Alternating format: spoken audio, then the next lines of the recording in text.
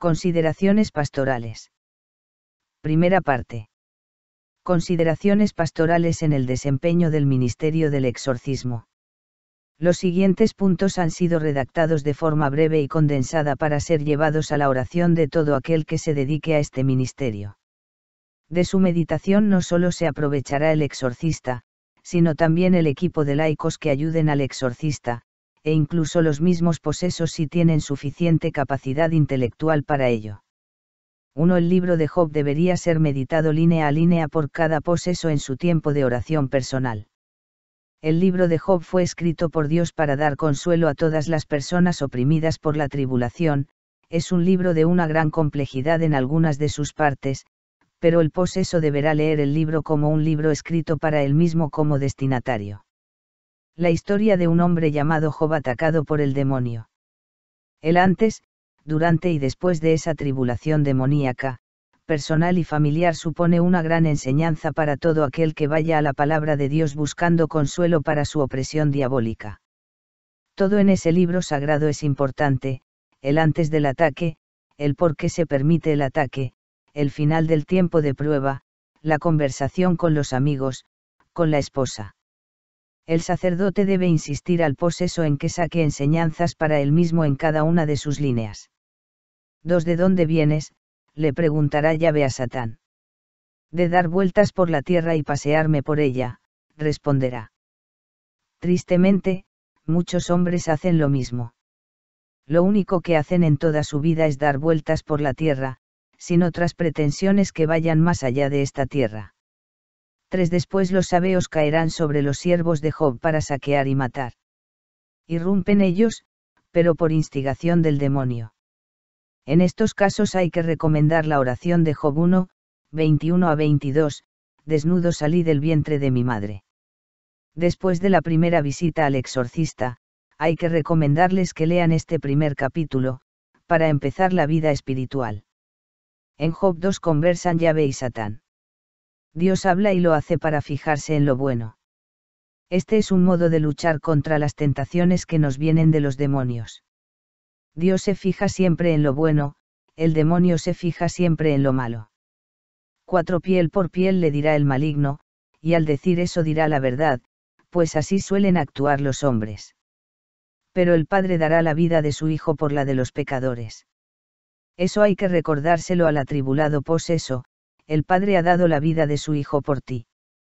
También los posesos con sus sufrimientos, una vez que se han confesado y empezado una nueva vida, llevan sobre su cuerpo parte de la pasión de Cristo.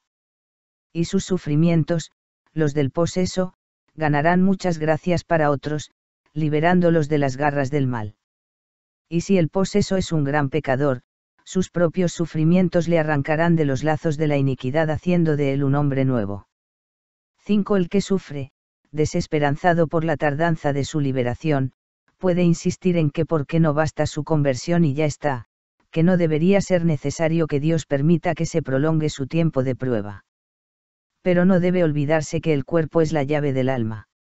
A través del sufrimiento del cuerpo y de la mente se purificará el poseso. El poseso siempre cree estar ya suficientemente purificado. 6. En los ataques que recibirá Job existe esta sucesión: sabeos, Satán, caldeos. Los sabeos simbolizan los extranjeros, los caldeos simbolizan los cercanos. Abraham era caldeo, a veces la familia. La persona recibe ataques y heridas de los de fuera de su entorno, del demonio y de los más cercanos a él.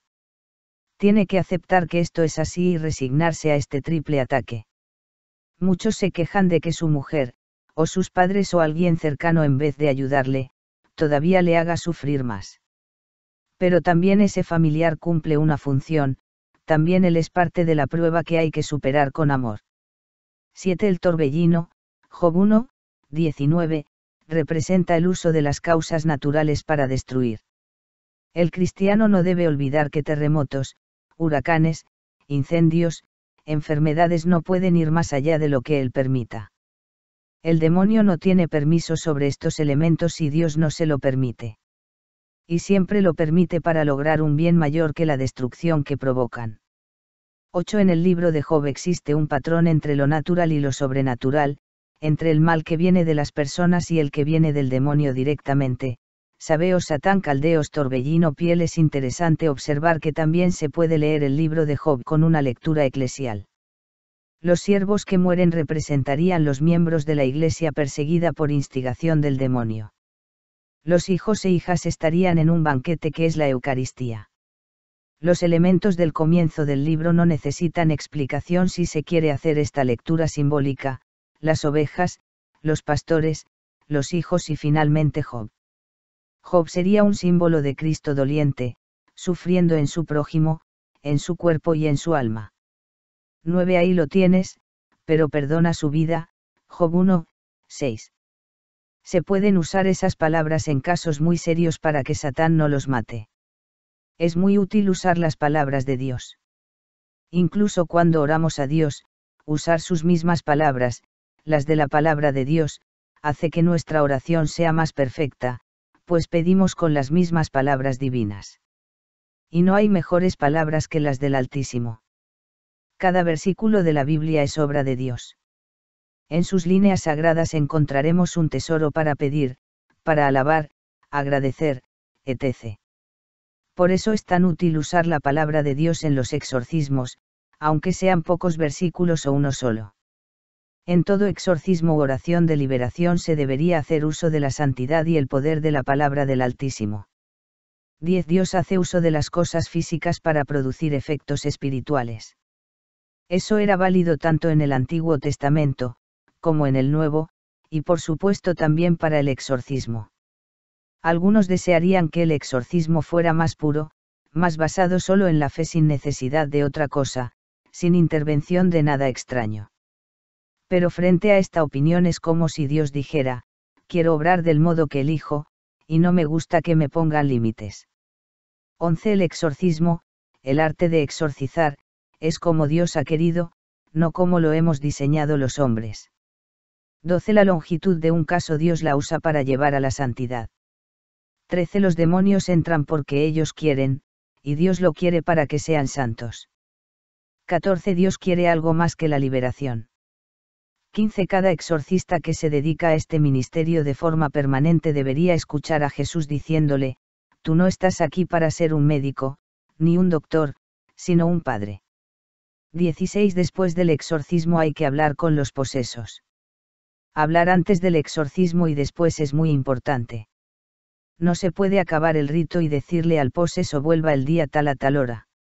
El exorcista debe sentirse padre de esa alma. Tiene que excitar amor y compasión por ese poseso en su corazón de pastor. Pues cuanto más le ame, más poderosa será su oración por él. 17. En todos los preceptos del Antiguo Testamento relativos al cuerpo lo que buscaba Dios era la obediencia, pero también no solo era obediencia lo que había en esos preceptos, sino también una simbología que conllevaba una profunda teología del cuerpo. El precepto ha pasado, pero no el símbolo que fue y será verdadero, aunque a veces muy profundo.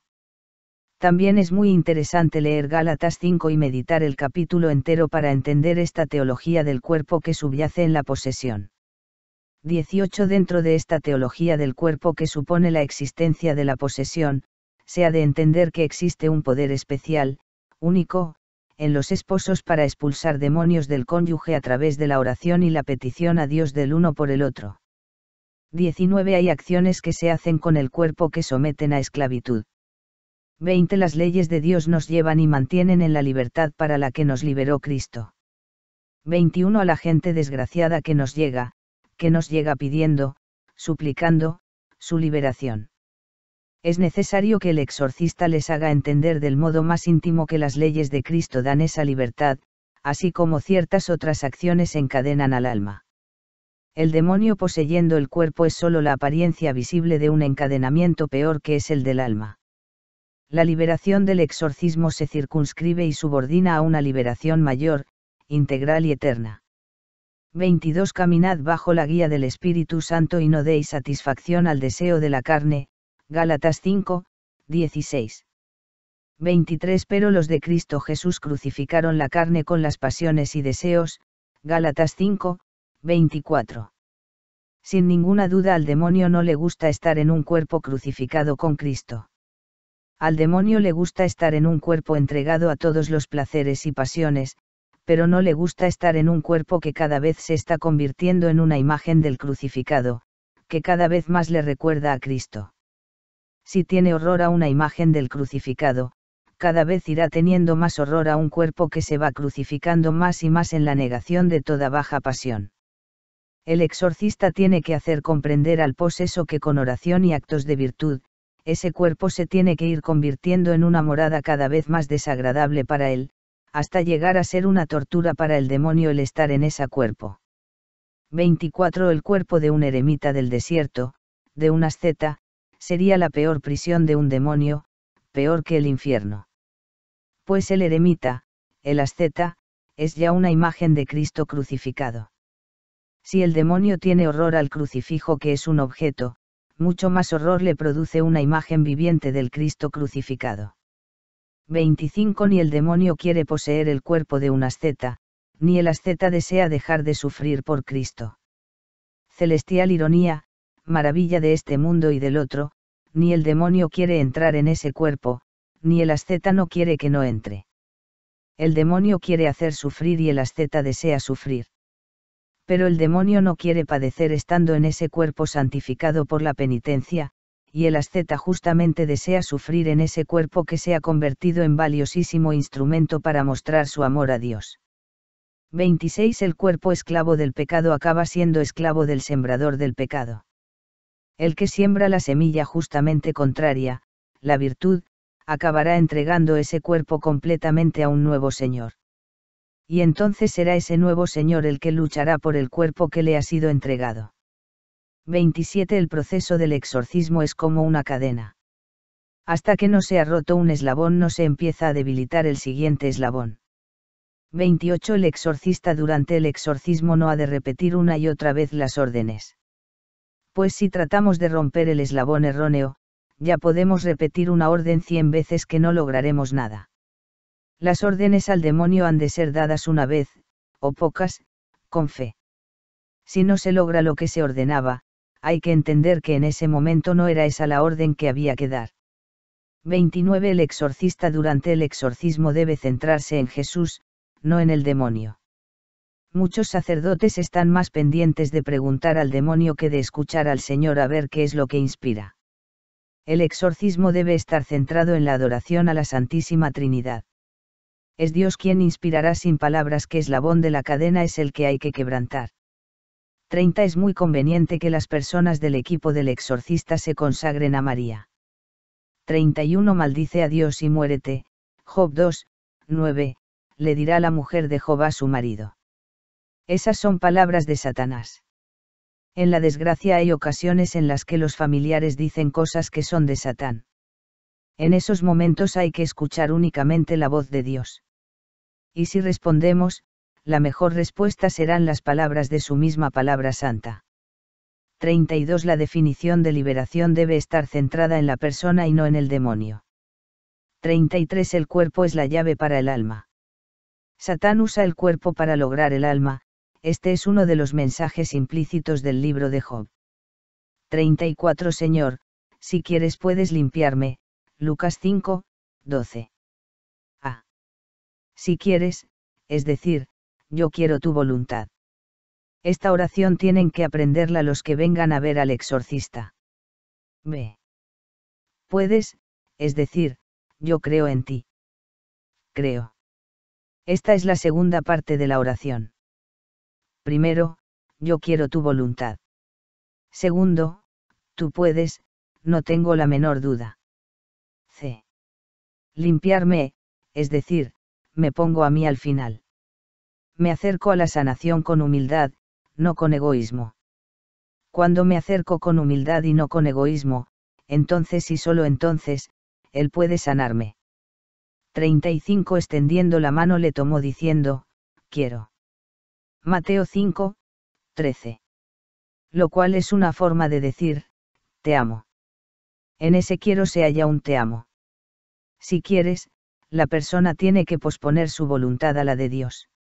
Entonces, a esa humildad llega el quiero, es decir, el amor de Dios y su voluntad son una misma cosa. 36 para oírle y ser curados, Lucas 5, 15. Él no quiere que vayamos solo para ser curados, sino también para oírle. La sanación viene de la escucha. 37 Jesús fue llevado por el Espíritu al desierto para ser tentado por el diablo, Mateo 4, 1. Fijémonos en que el texto nos presenta la preposición para. Fue allí para eso. Se dirige para ser tentado, ese es el fin, porque de la tentación resistida, del sufrimiento, nacen frutos para el alma. Sin ese sufrimiento no hay esos frutos. El poseso no necesita ir al desierto para ser tentado, tiene al demonio dentro. Pero los frutos serán los mismos si sostiene ese combate espiritual. 38 No solo de pan vive el hombre, Mateo 4, 4. La palabra de Dios, el mero hecho de leerla, da vida. 39 En Mateo 4, 5 vemos que el diablo le lleva a Jesús a la ciudad santa. Para tentar a Jesús no lo lleva a un lugar de pecado, sino a un lugar santo. El demonio para llevarnos al mal, puede usar el bien. 40 Tenemos que reconocer que somos tan poca cosa, tan débiles, que lo único que podemos hacer en esta lucha espiritual es ocultarnos bajo el manto de María, incluso en su santísimo vientre como un niño que está en su seno, tranquilo y dejándose llevar. 41 Durante el exorcismo, tenemos que estar en espíritu de adoración. El incienso espiritual de nuestra adoración ahogará al demonio. En adoración, estaremos más dispuestos a recibir las inspiraciones de Dios. Si el exorcismo es, ante todo, alabanza a Dios, el exorcismo no nos cansará, ni nos desgastará. Saldremos relajados, robustecidos, dando gracias a Dios de permitirnos realizar esa función para bien de esa persona y de toda la Iglesia. 42 El mejor modo de aprestarse a la lucha que es el exorcismo es. Primero estar en adoración, tratando de sentir a Dios todo el tiempo. Segundo con una profunda compasión por la persona a la que se va a ayudar, el exorcismo no puede ser la aplicación fría de un ritual o el uso de una mera técnica. 43 El exorcista que se ve atacado puede alejar al demonio diciéndole, apártate de mí, no por mi poder, ni por mi santidad, sino porque adoro a Dios. 44 Cuando adoro a Dios, los ángeles vienen, y vinieron los ángeles a asistirle, Mateo 4, 11. Cuando adoro a Dios, mi corazón es el trono del Altísimo rodeado de ángeles. Y así, en un exorcismo, cuando adoramos a Dios la capilla se transforma en un pedazo de cielo. Creamos un pequeño pedazo de cielo sobre la tierra y entonces se produce lo que aparece en Apocalipsis 12, 7, y se entabló un combate en el cielo. Miguel y sus ángeles luchando con el dragón. Y el dragón luchó y sus ángeles. Eso aunque no lo veamos sucede en la capilla durante el exorcismo si los que están allí están creando un pedazo de cielo. 45 Tres cosas hay que cuidar en cada exorcismo y acerca de ellas hay que meditar mes tras mes, la palabra de Dios no tentar al Señor adorarle. 46 Mirad, yo os envío como ovejas en medio de lobos, Mateo 10, 16. Los lobos son los demonios y nosotros las ovejas. Exorcista, cada vez que batalles contra ellos, recuerda que tú eres oveja y ellos lobos. 47 Guardaos de los hombres porque os entregarán a los tribunales, Mateo 10, 17. Eso es lo que debe esperar el exorcista de los hombres, ni fama ni parabienes. Pero la defensa hay que dejársela al mejor abogado del mundo, tendremos la mejor firma a cargo de nuestro caso, el Paráclito. Es tan buena esta defensa que puede presentar las pruebas que desee, cuando desee. Que acusado, como nosotros, posee un abogado que tiene pleno poder sobre el juez. 48 Pero que no tenga vanas esperanzas el exorcista pues Jesús profetizó seréis odiados de todos por mi nombre, Mateo 10, 22. 49 Si al dueño de la casa le han puesto de mote Belcebú, cuanto más a su servidumbre. Mateo 10, 19. Hay que meditar sobre la Eucaristía, si hay tantos cristianos y tantos sacerdotes que sabiendo que allí está Jesús no tienen ningún cariño hacia Jesús en ese misterio, el exorcista no puede esperar un trato exquisito hacia un misterio, el del exorcismo, que es mucho menor. 50. En el ministerio del exorcismo, por cada momento de gloria y alabanza, hay más momentos de burlas, desprecios e incomprensiones por parte de los hermanos sacerdotes y los superiores. Pretender ejercer esta labor eclesial sin persecución es tarea imposible. Salvo que se ejerza mal. 51. Recuerde el exorcista que es muy fácil ejercer esta labor mal o desviarse o realizarla con un exquisito cuidado de no meterse en problemas. A veces para contentar a Dios hay que meterse en problemas. Benditos problemas que provienen de haber servido bien al Señor. 52. En todos los ministerios eclesiales hay varios modos de servir a Dios: mal, regular, bien, muy bien, heroicamente. Y cada sacerdote va eligiendo su camino. 53. A Jesús le da pena que no haya más sacerdotes dispuestos a ser perseguidos como Cristo. 54. En el poseso, el demonio siempre está tentando para que la persona haga juicios respecto a los demás. 55. Durante el ritual del exorcismo se puede luchar contra el demonio como si fuera una batalla, pero el mejor modo es hacernos instrumentos del Espíritu Santo. Derramar el Espíritu Santo en la persona también libera. Podemos derrotar la plaza fuerte a base de amor. Cuando un equipo de exorcismo rodea al poseso con amor, la persona no se siente rechazada, la persona recibe amor y da amor, entonces el demonio es expulsado desde dentro hacia afuera. 56. El equipo de exorcismo tiene que ser una familia amorosa. Esto siempre tendrá mucho más efecto que un cualificado equipo de técnicos formados en universidades prestigiosas. El amor es superior a la ciencia. El amor puede suplir todo en un exorcismo. Pero la ciencia sin amor puede chocar con un muro y el exorcismo prolongarse de un modo intolerable para el exorcista. Al final el sacerdote, tras muchas sesiones, dictamina que la persona no está posesa, sino enferma. Pero ese dictamen muy a menudo esconde el no querer reconocer que se ha chocado con un obstáculo ante el que no se sabe qué hacer. 57. Cuando el poseso en el equipo que le atiende encuentra una familia de amor, el demonio está desarmado antes de que la misma batalla dé comienzo. 58. A los posesos hay que enseñarles a orar. Después hay que rodearlos de amor para que reciban el Espíritu Santo. 59. Hay que enseñarles el amor de Jesús y sus mandamientos. Ambas cosas son lo mismo. Y hay que predicarles el Evangelio del Reino. Es decir, hay que buscar y revisar en los Evangelios aquellas palabras que Jesús usaba para predicar de modo sintético todo su reino. 60. La forma más fuerte del amor es el amor del matrimonio. Ese amor puede expulsar al demonio. Ese amor es una imagen del cielo, pues los esposos se disfrutan como el alma disfrutará de Dios. Es muy conveniente, por tanto, que el marido esté en el exorcismo, pues su oración estará llena de amor. También existe un amor especial entre hermanos y otros grados de parentesco o amistad. 61. El amor por la persona es lo que proporciona poder a la oración. Tanto cuanto sea el amor, tal será el poder de la oración. Por eso cuando voy a exorcizar o a discernir un caso, ocupo unos instantes en hacer un acto interno y silencioso de amor por ese semejante pensando, por ejemplo, en lo mucho que le ama su Padre Dios, o medito que esa persona tiene sus proyectos, ilusiones y otras cosas humanas que dependen de que yo haga bien mi trabajo, con caridad.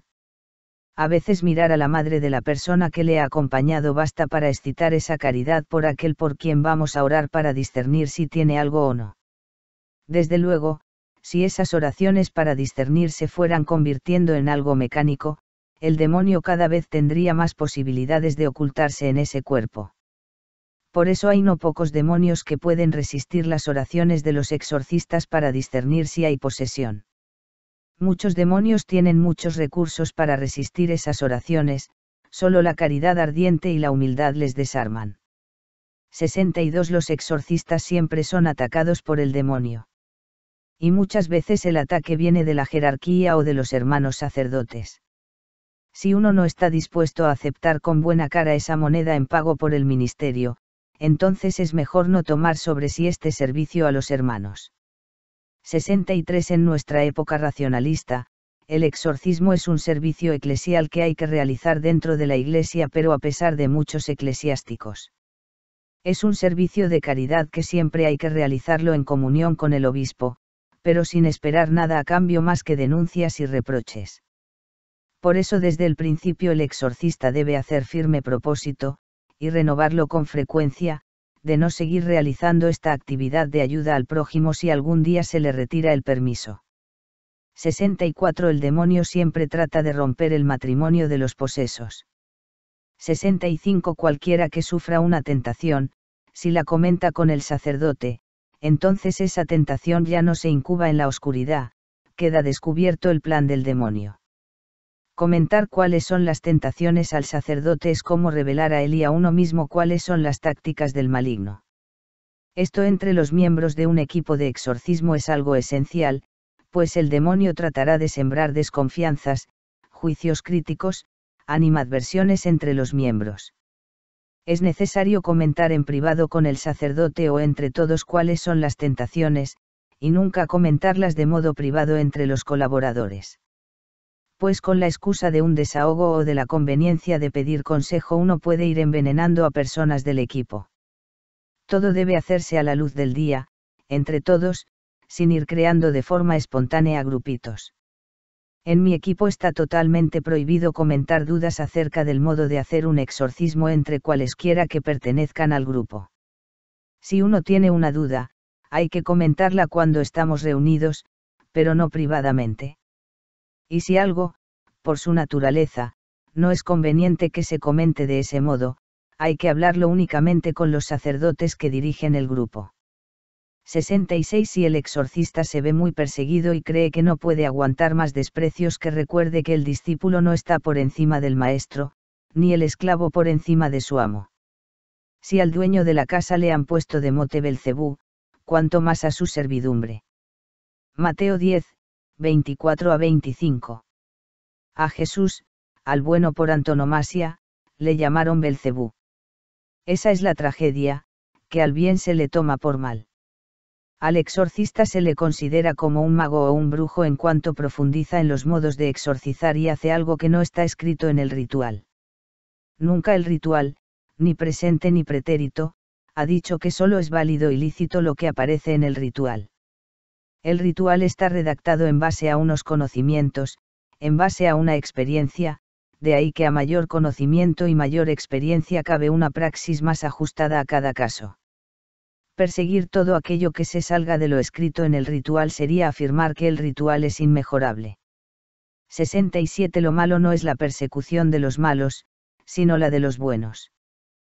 Que nos persigan los demonios, lo entiendo. Que nos persigan los ateos, lo entiendo. Más duro es ver que a veces personas muy buenas, persiguen a los exorcistas.